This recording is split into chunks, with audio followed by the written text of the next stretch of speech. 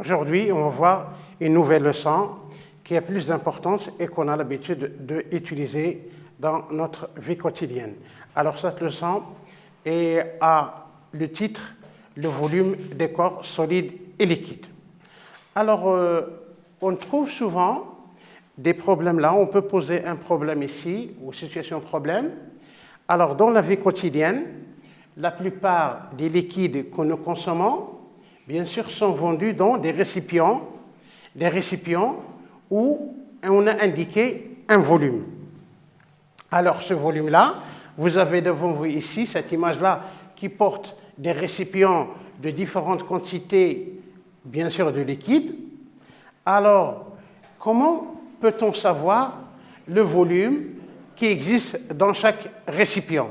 Alors ici, le fabricant a écrit un nombre ici qui est égal à 20,5 litres. Qu'est-ce que ça veut dire ceci? C'est pour cette raison-là que j'ai posé cette question. Qu'est-ce qu'un volume? Alors, d'après cette situation problème, on va essayer de comprendre qu'est-ce que ça veut dire un volume, ou un volume d'un corps en général. Alors, et comment mesure-t-on ces volumes? Si on a un volume ici d'eau, alors comment on a mesuré ce volume-là? Et quelle est la méthode qu'on doit utiliser afin de déterminer le volume que contient ce récipient? Voilà notre problème. Au fur et à mesure qu'on avance dans le cours, on va comprendre de quoi s'agit-il. Alors, c'est pour cette raison, donc on va voir un grand 1, volume d'un corps, soit liquide ou gaz. Alors, je passe à ce paragraphe afin que vous puissiez, bien sûr, bien comprendre qu'est-ce que ça veut dire le volume. Pour cette raison-là, vous avez l'expérience A, l'expérience. Qu'est-ce qu'on va faire dans cette expérience? On va mettre dans un bécher différents corps. Vous avez le bécher ici, qui contient, ici vous avez en haut, ici, il ne contient que de l'air, bien sûr là, et vous avez en moitié, vous avez de l'eau, et au fond, vous avez des corps solides que vous allez voir ici. Donc, l'air, il est là. Donc, ici, ce récipient n'est pas tout à fait plein, mais il contient de l'air à la surface, en contact de la surface de l'eau.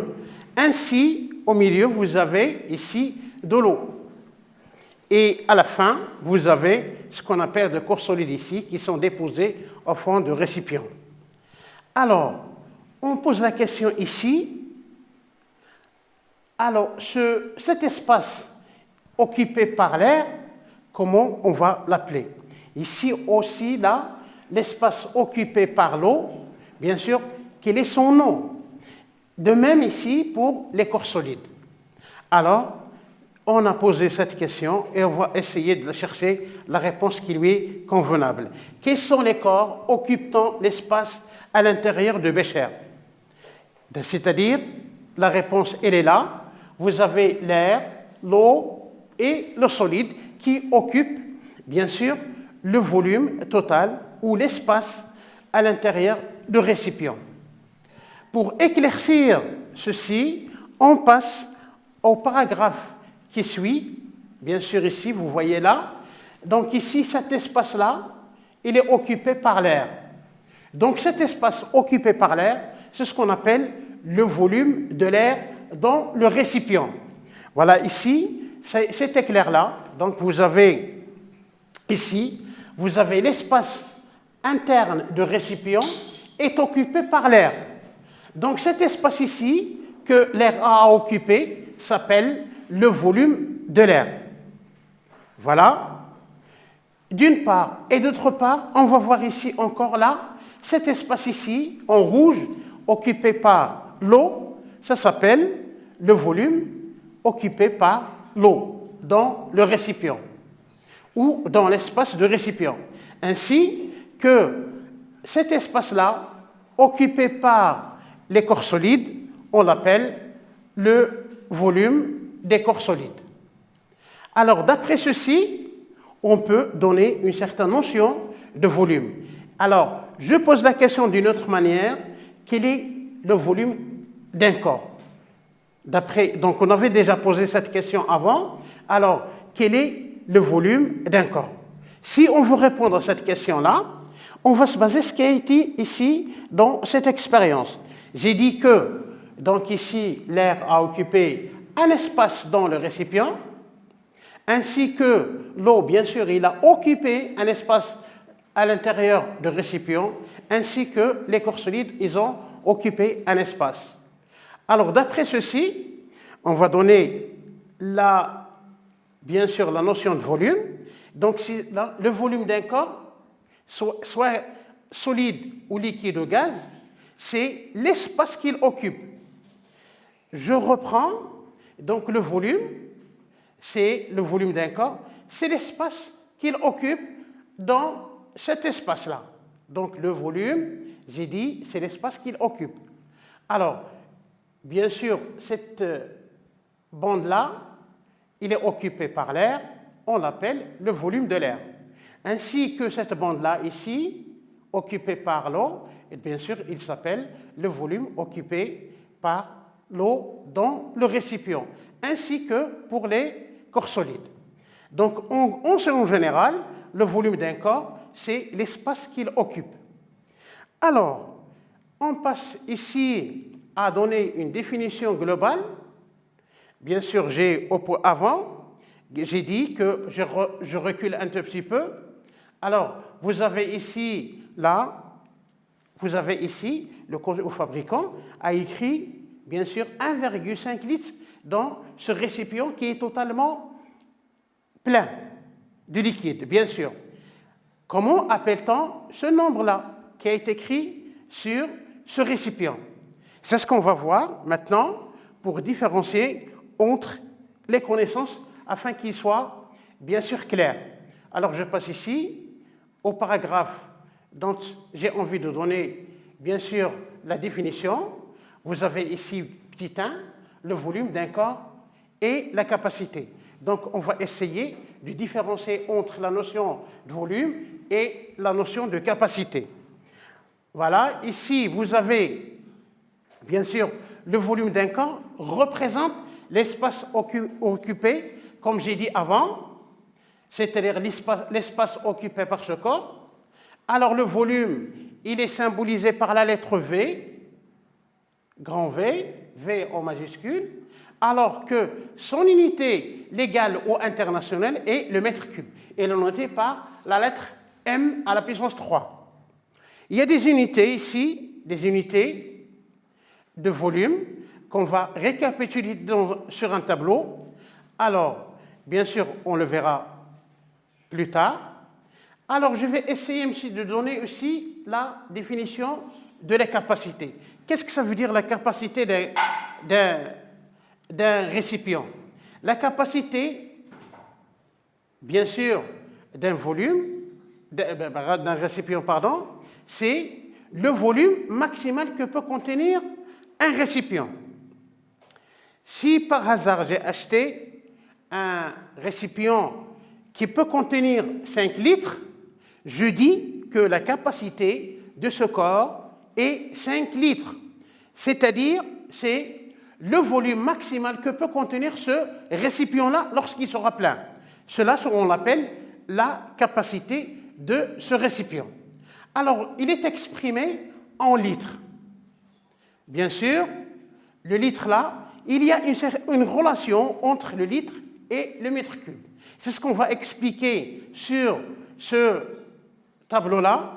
Alors, vous avez ici les unités de mètre, bien sûr le mètre, les unités de mètre cube. Vous avez les multiples de mètre et les sous-multiples de mètre. Vous avez les multiples de mètre, vous avez décamètre cube, hectomètre cube et le kilomètre cube. Alors que les sous-multiples de mètre cube sont décimètre cube, centimètre cube et le millimètre cube. Alors, pour ne pas confondre entre les notions, vous avez ici qu'un litre est égal à 1 décimètre cube. Cela veut dire quoi? Si vous avez un cube d'arête est égal à 1 décimètre, Et vous allez verser 1 litre de liquide, ce cube-là va être plein. C'est pour cette raison-là, on avait dit que 1 litre est égal à 1 décimètre cube. De même, si vous avez ici 1 centimètre cube est égal à 1 millimètre cube. C'est ça la relation qui lie entre les unités de capacité et les unités de volume. Mais à ne pas oublier que le mètre cube, c'est l'unité légale ou internationale de volume, alors que celui de la capacité, c'est le litre. Mais il y a une relation qui lie entre ces deux unités. Alors, le tableau ici a résumé ces relations qui lient entre ces unités-là. Alors, si, par exemple, je vais faire une petite application, vous avez là, ici, 1 kilo, si 1 kilolitre est égal à 1 décimètre cube. Ainsi que 1 litre est égal à 1 décimètre cube, de même que 1 millilitre est égal à 1 centimètre cube. Voilà en général la notion de volume et la notion de capacité. Bien sûr, il faut différencier entre la notion de volume et la notion de capacité. Mais au fur et à mesure qu'on avance dans le cours, on va essayer d'éclaircir la différence qu'il y a entre ces deux notions. Alors ici, il y a une chose encore à ajouter, c'est ce qu'on appelle comment on a pu déterminer le volume de liquide dans un récipient. La grande 2 mesure de volume d'un liquide. Alors, on se demande quels sont les instruments qu'on va utiliser afin qu'on puisse déterminer le volume d'un liquide. Alors ici, au laboratoire, il y a la verrerie qui est utilisable pour déterminer le volume d'un liquide. Alors vous avez ici une éprouvette, vous avez des béchers ici, des fioles et des fioles jaugées ici, mais pour des volumes très petits. Alors pour mesurer des volumes assez grands, on a ici des appareils qui nous permettent de mesurer des volumes assez grands. C'est un appareil qu'on utilisait chez nous à domicile pour mesurer, bien sûr, les volumes consommés à la maison. Et vous avez ici, dans des stations de pétrole, pour mesurer le volume de pétrole utilisé pour la voiture, bien sûr, ici. Mais au laboratoire, on va utiliser quelques instruments gradués, comme j'ai dit, pour mesurer le volume des liquides, comme vous allez voir ici, que je vais éclaircir ici dans ici, ça se défile vitement, mais voilà, je passe là. Voilà ici, vous avez ici des instruments qu'on utilise souvent au laboratoire. Vous avez ici une éprouvette graduée, bien sûr, pour déterminer le volume d'un liquide volu. Alors, vous avez ici une fiole jaugée, vous avez un fond plat qui a de capacité qui peut contenir 250 millilitres, c'est-à-dire lorsqu'il est plein, il atteint ce niveau-là, donc le volume qu'il peut contenir, c'est 250 millilitres. Alors, vous avez ici une Erlenmeyer, bien sûr graduée aussi. Alors, vous avez un verre à pied, vous avez un pied ici, c'est un verre à pied, qu'on utilise, bien sûr, qu'on peut trouver dans les labos. Et vous avez ici un bécher, bien sûr, qui est gradué de 100, 200 et 300 jusqu'à atteindre 500 millilitres. Voilà quelques verreries qu'on utilise pour mesurer le volume des liquides. Mais vous avez, pour plus de précision, on a utilisé l'éprouvette graduée qui donne une précision plus que les autres. Alors, maintenant, on va voir comment on va utiliser ce qu'on appelle l'éprouvette graduée pour mesurer un volume bien déterminé. Alors, pour le mesurer, vous allez ici la conclusion. Pour mesurer le volume d'un liquide, on utilise des récipients gradués, comme je vous ai montré dans les images qui sont avant.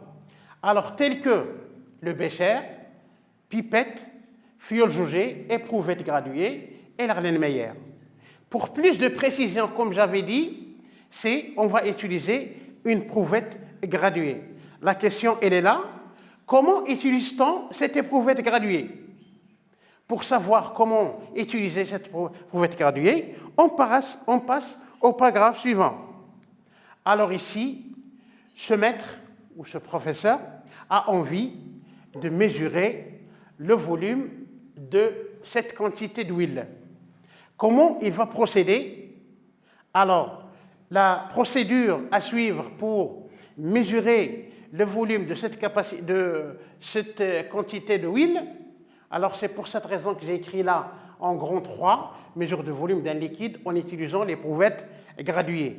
Pourquoi on va utiliser l'éprouvette graduée, c'est parce que ça précise les mesures. Alors vous avez ici, ce monsieur a mis une quantité d'huile qu'on veut mesurer, la voici. Alors, quelle est la méthode convenable afin que la mesure soit précise? Alors ici, voilà, l'œil va être tellement horizontal à la surface libre du liquide.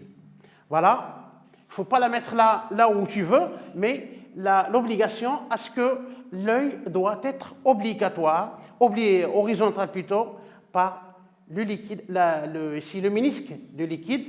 Donc voilà le ménisque, donc l'œil va être horizontal au niveau libre de la surface de ce liquide. Après, qu'est-ce qu'il va venir une fois l'œil a été là? Donc il faut faire des mesures avant, selon l'éprouvette graduée. Vous savez que, avant ça, vous savez l'éprouvette graduée, il est gradué. Bien sûr, le volume entre chaque gradient, de gradient à la gradation qui la suit, vous avez ici, entre la valeur, ici 40 et 45, vous avez combien de gradations? Vous avez 5 graduations. Alors, pour prendre la mesure, bien sûr, il faut déterminer le volume de chaque graduation.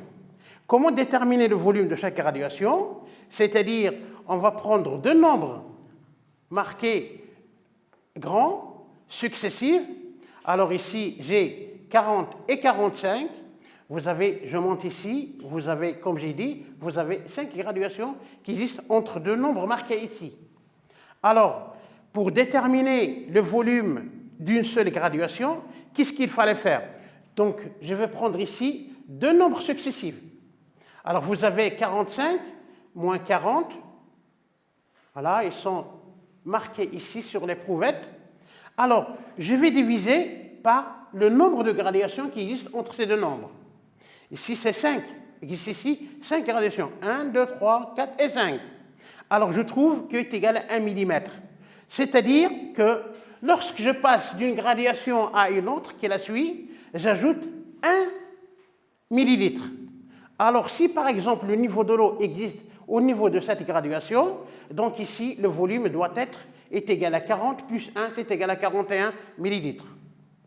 Voilà la méthode qui nous permet d'utiliser l'éprouvette graduation pour une mesure précise. Voilà, je passe à ce qui suit. Bien sûr, je résume tout ce que j'ai dit maintenant, oralement, mais c'est écrit là. Pour effectuer une mesure de volume avec une éprouvette graduée, qu'est-ce qu'il fallait faire? Donc, poser l'éprouvette graduée, bien sûr, d'une façon verticale, ce n'est pas incliné. Bon, il faut qu'il soit sur une surface plane et qu'il faut qu'il soit vertical. Voilà la première des choses à faire. Et la deuxième, verser le liquide doucement dans l'éprouvette, comme ça a été fait avant. Voilà la deuxième étape. Et la troisième étape, déterminer le volume correspondant à une graduation, comme j'ai expliqué avant. C'est-à-dire, avant de faire les mesures, il faut déterminer le volume de chaque graduation. De l'éprouvette graduation, car l'éprouvette graduée diffère d'une à l'autre. Et puis, la dernière étape, bien sûr, l'avant-dernière, déterminer la graduation qui coïncide avec le bas de ménisque. Le professeur qui a fait la mesure, donc il faut que son œil soit horizontal au bas du ménisque du liquide ou à la surface libre du liquide. Et la dernière des choses à faire, écrire la valeur suivie de l'unité. Voilà, on va faire une petite application là, afin d'approfondir les connaissances. Vous avez ici une éprouvette graduée, vous avez le niveau de liquide, elle est là.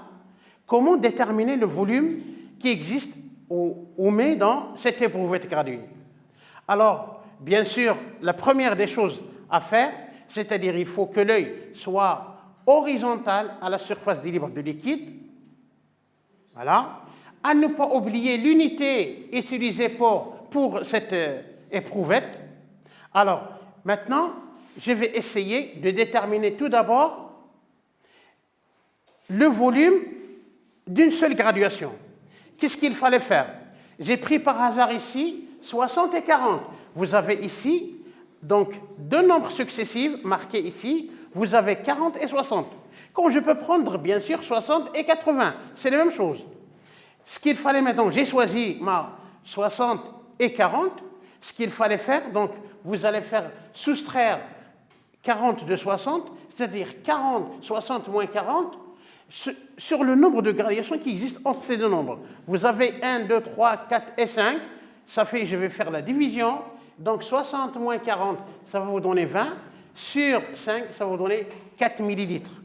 Alors, c'est-à-dire que le volume entre deux gradations successives, c'est 4 millilitres. C'est-à-dire, si je passe d'une gradation à la gradation qui la suit, je vais ajouter 4 millilitres. Alors maintenant, quel est le volume de liquide qui existe dans cette éprouvette? Alors, ici, voilà, le chiffre marqué ici, c'est 60. Alors, le niveau de l'eau ou de liquide existait sur la deuxième graduation. Alors, quel est le volume maintenant de ce liquide-là?